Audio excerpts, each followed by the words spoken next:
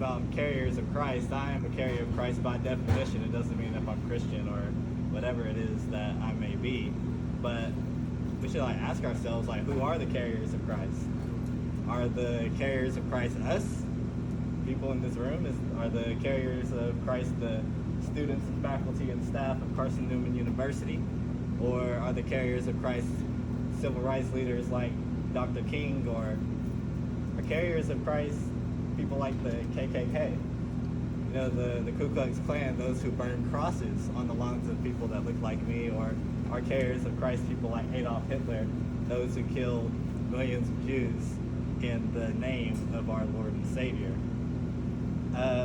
Are the carriers of Christ the Samaritans? Well, who are the Samaritans? Well, according to the Bible and historical texts, Samaritans were a bunch of mutts, really. They were considered the lowest of the low. They were forbidden fruit of Jewish people and Gentiles, and they were really barred from everywhere. They were barred from restaurants that they had. They were barred from even worshiping in the same places that Jewish people were worshiping, but they were considered a bunch of people who were faithless, a bunch of pagans. But in the Bible, in Luke chapter 10, verses 30 through 37, it is the parable of the Good Samaritan. And it starts off with saying, in reply, Jesus said, "A man was going down from Jerusalem to Jericho when he was attacked by robbers. They stripped him of his clothes, beat him, and went away, leaving him for dead. A priest happened to be going down the same road, and when he saw the man, he passed by on the other side. So too, a Levite, those are basically like deacons, those who help the worshipers in the church. When he came to a place and saw him, he too passed by on the other side. But a Samaritan, the lowest of the low, as he traveled, came where the man was, and when he saw him, he took pity on him. He went to him and bandaged his wounds, pouring on oil and wine. Then he put the man on his own donkey, brought him to an inn, and took care of him. The next day he took out 2 denarii, that's money, and gave them to the innkeeper. He said, 'Look after him, and when I return, I will reimburse you for any extra expense you may have.' Which of these 3 men do you think was a neighbor to the man who fell in the hands of the robbers?" Jesus asked. The law expert replied, "The one who had mercy on him." And then Jesus said, "Go and do likewise." So in this parable, Jesus is telling us Christians to not act like the selfish priest or the other selfish deacon, but to act like the Good Samaritan, the lowest of the low. And at the end, he said, "Go and do likewise." So I had a question for y'all. Who are the Samaritans of today? And have you been helped by one? In my opinion, at least kind of growing up, Muslims were seen as Samaritans in our country.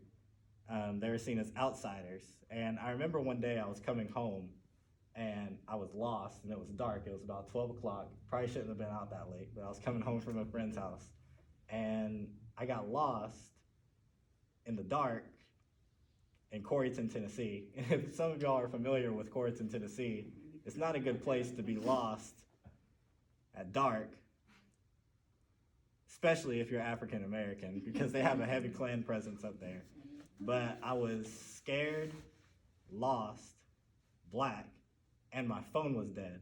So I wasn't even supposed to survive that night. But I remember I stumbled upon a gas station and I was driving and I was passing by all these gas stations and I was like, you know what? I should stop by one and see if they have a phone charger. An Android phone charger. Don't judge me, I had an Android.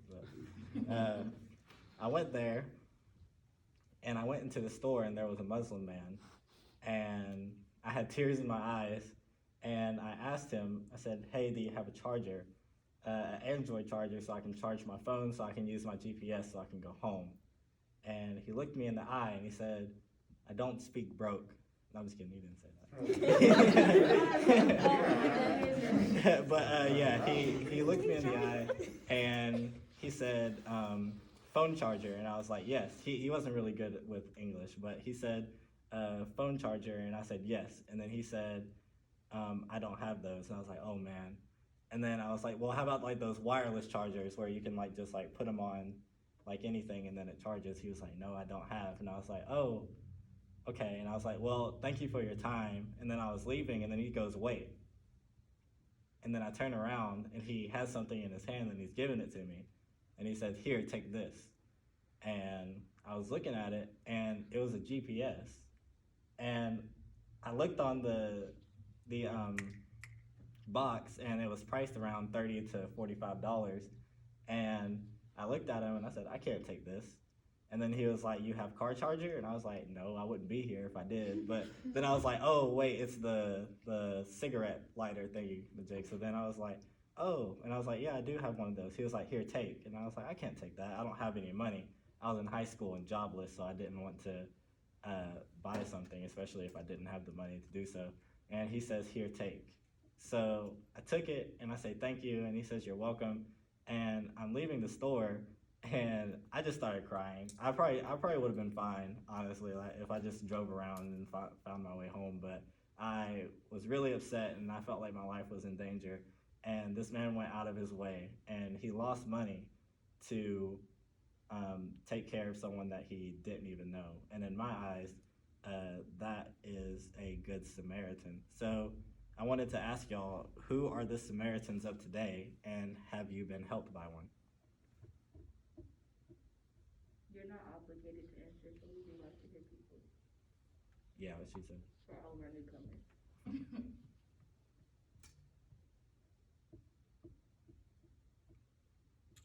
I'll go first then.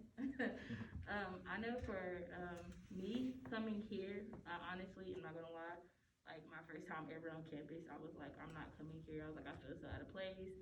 I didn't see like other African American students. It's a predominantly white school. So I was like, yeah, I'm not coming here. I don't feel comfortable. And Gloria Walker, Mama Gloria, and I cannot think of her name. What's the student success lady? The one that sent emails, she be sending them. Tina Tina Morrow, her and Mama Gloria. I had went up to the second floor. I was in the library and I had passed like Dr. Nicely and all of them. Nobody had said anything to me. They were trying to get me to read the Bible that's like in there, and I was like, I don't want to read that. I was like, I don't want to be here. I really want to go home. And I was asking them like, like what's the quiet floor so I could call my mama, because I was like, I want to go home. But at the time they had split the parents and the students up. Mm-hmm.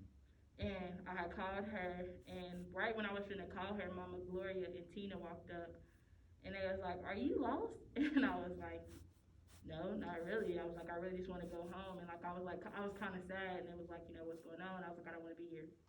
I was like, I do not want to be here. And they had started to like open up and tell me everything that was like going on around campus, and like the things that they had, like Student Success Center, the Writing Center, different organizations. And Mama Gloria had actually introduced me, her and Tina had actually introduced me to Bria and Caitlin, because if y'all don't know, Caitlin and Bria was very heavy, deep into student success, and like they were helping out a lot. And it kind of like woke me up, because I was like, they could have walked past me like everybody else did on the first floor. So I was like, them knowing them and talking to them, it was like, to me, I was like very thankful for that. And I'm still to this day thankful, because if not, I wouldn't be here. I would not be a Christian whatsoever. Thank you for sharing. Anyone else? I think Tina and my advisor, Dr. Connor, they're one of the Samaritans on this campus. Let me tell you, Dr. Connor and Tina done came through when none of these other teachers would. They done made a way for my classes and everything. So I would say them and Valerie, my girl student accounts. She done came through too. That's a good Samaritan right there, cause I ain't supposed to be sitting here right now. Yeah. But yeah, other than that, there were some good Samaritans I encountered. Thank you. So moving on, if you think about it, each culture has their own views of people who may be what Jews and Christians called the Samaritans. Throughout the world, there are numerous cultures who may even see us Christians as Samaritans. I mean, Christians can be seen as the Samaritans in many ways, and one of those ways being that it was the Christians who colonized every continent in the world. It was the Christians who killed millions of indigenous people in westward expansion, which was God's promise in their opinion. It was Christians who enslaved Africans in America and used their holy book to suppress slaves. And it is Christians who shoot up schools and churches and bomb whole cities, innocent and guilty people within, just to make a point. And this goes directly, that last one goes directly against God's word in Genesis chapter 14 with the story of Sodom, but that's a story for another day. So the next question that I wanted to ask you all, when have y'all been good Samaritans? For me, I try to be one every day. I point out and correct prejudice when I see it, when I can. And I try to help those in need regardless of race, religion, color, or creed, because I was helped once on that night. So do y'all have any stories of when you have been a good Samaritan? Yeah. Every day in my dorm, when I see the janitors cleaning all the time, I always tell them good job and stuff, because I know sometimes people be really mean to them. And I just tell them I'm proud of them, because, you know, it takes a lot of heart for you to walk around and have to clean up after other people. And I just tell them good job, I'm proud of them, just try to make their day, you know, just tell them just stay positive, stuff like that. Yeah, thank you for doing that. Anyone else? I'll speak for us three, me, Lorraine, and Jazz. There was a young lady on campus, her name is Lena. She was basically thrown into the school. You know, they told her where to go. They told her her room, gave her her key, but nobody told her anything else. They didn't tell her, like, you know, here are some people you can talk to. Here's the cafeteria, here's this, here's that. No, they were like, this is alumni, this is where you're gonna live. Here's your room key. She was stuck in her room for 3 days. She didn't have well, she had food, but like she didn't have, all she had was what she had in her room and what she had came with. And there was another student, Tatiana, that was helping her, but she could only help her so much because she doesn't do as much as herself. And she was telling me one day, we were, you know, sitting in the lobby, and she was telling me about it, and I was like, where is she? I'll help her. I was like, I don't mind to help her. I was like, and she's a nursing major, so I was like, well, I'll get some other nursing majors, people who's been through it.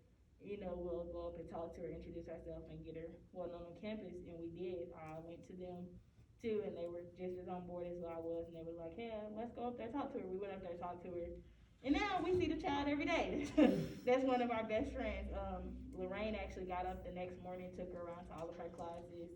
Her and Jazz talk. Her and Lorraine talk every day, they text.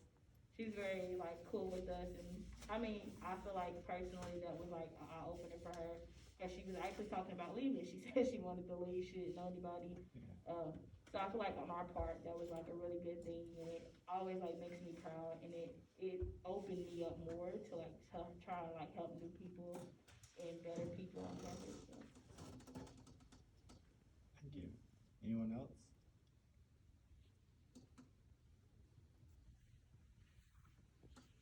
I can go again on behalf of my grandfather. He recently passed today, and I was just thinking, like, as I was like kind of like putting the last of these things together, I was thinking, I was like, it's like, dang, like, when has my grandfather been like a good Samaritan? And then I remembered, well, like he was in the army. He fought in Vietnam, and whenever he got back, he really needed a hobby. He needed something to do so he could like kind of like distract himself from PTSD and like thinking about the war and like just getting himself out of that war mentality. And he told me that he wanted to give life, not take it. So he took to gardening, and you'd think that like as a Vietnam veteran, you may grow something like easy to maintain, like tomatoes or like carrots or something like that. This dude grew watermelon. All right, so he had like each spring and like summer, he would just have like this huge watermelon garden, like just in the back of the house, and he would grow the watermelon, wash it, clean it, and then he'd just give it to people. It would be people driving by the road, and like he'd have a sign saying "free watermelon," and it's like you could come and you could just get it. And he had like some big watermelons, like he could make bank. And like my mom was telling him, like, hey, you can probably sell these watermelons for like $20 a pop or something like that. And he was just like, no. He was like, I really don't need it. He was like, I just want to bless somebody. And it didn't matter who was coming down that driveway. It could be someone who is straight, gay, it could be black, white, even the neighbors who were racist to him, who called him names and put sugar in his gasoline tank just out of spite. He even offered them watermelon. They declined, but just the gesture, and like I really think that he was a good example of being a good Samaritan.